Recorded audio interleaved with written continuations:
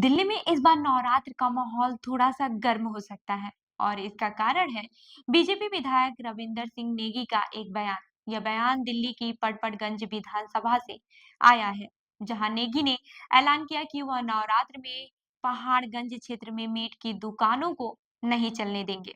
अब यह मामला सोशल मीडिया से लेकर मीडिया तक हर जगह चर्चा का विषय बन चुका है। नेगी का कहना था कि नवरात्र में मीट की दुकानें नहीं खुलने देंगे। अगर किसी को मीट खाना है तो ईद के मौके पर खा लो, नवरात्र तो पूजा का समय है।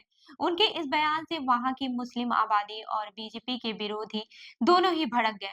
अब सवाल यह उठता है कि यह बयान सिर्फ एक विधायक का है या इसके पीछे बीजेपी का कोई और बड़ा खाका है। पहाड़गंज क्षेत्र की बात करें तो यहाँ की आबादी में मुस्लिम समुदाय की अच्छी खासी तादाद है।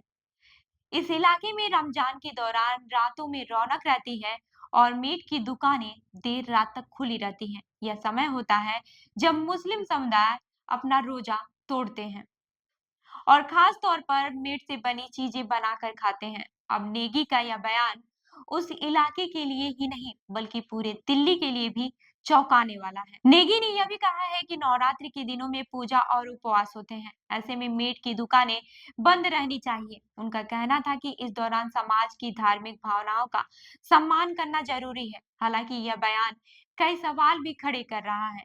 क्या सरकार इसके लिए कोई आदेश जारी करेगी या फिर यह सिर्फ एक बयान तक ही सीमित रहेगा?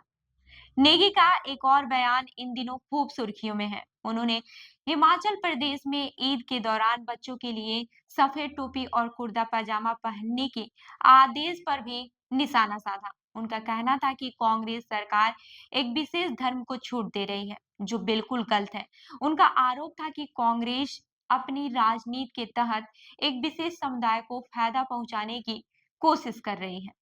नेगी ने कहा कि यह सरकार अपनी राजनीतिक ताकत के लिए एक विशेष समुदाय को बढ़ावा दे रही है, जबकि हिंदू समुदाय की धार्मिक भावनाओं की अनदेखी की जा रही है।